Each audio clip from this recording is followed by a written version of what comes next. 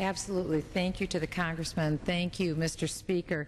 I'll be referring to an article that came out. It's a shocking article that many of us in this Congress read just a few weeks ago, and I commend the American people to pick this up on the Internet or go find it at your local library.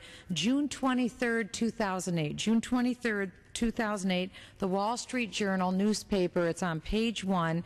It's an article by Stephanie Simon called "Abortion Provider Goes Upscale, Aid for Poor Questioned." And here's the bottom line of this article.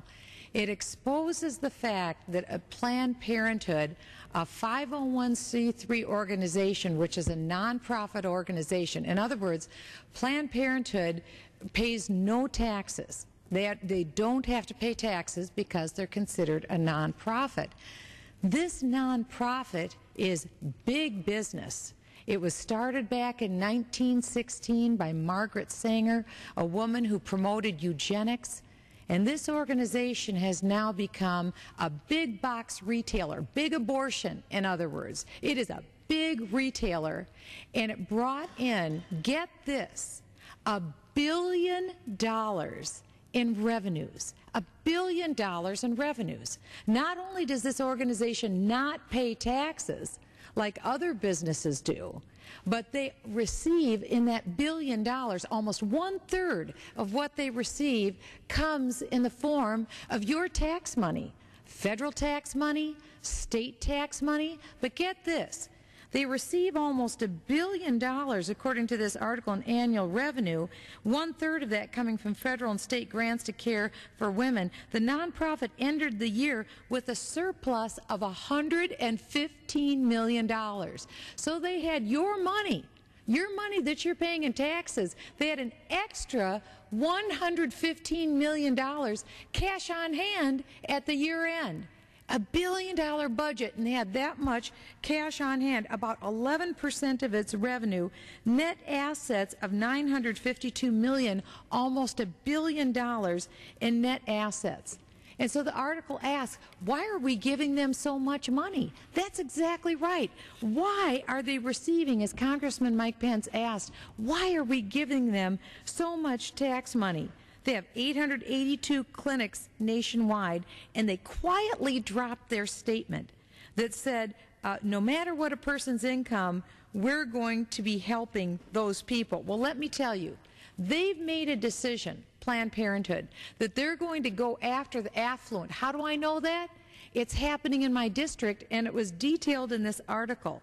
It said, 3 express centers in wealthy Minnesota suburbs and shopping centers and malls, places where women are already doing their grocery shopping, picking up their Starbucks, living their daily lives. Do we understand what this is?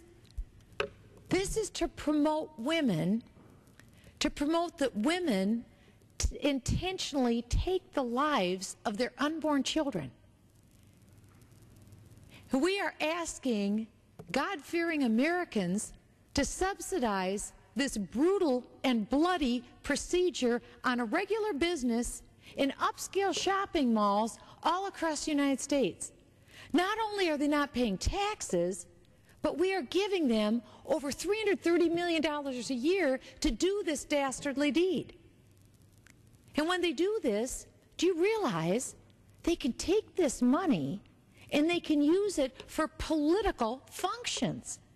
I don't know how this works. What a game. Who wouldn't want to get on this? And all across the country, we have very poor, struggling life care centers, organizations that are trying to give positive alternatives to women. They don't get these grants. They don't get them. They get local donations to try and help women make a decision about saving life and choosing life.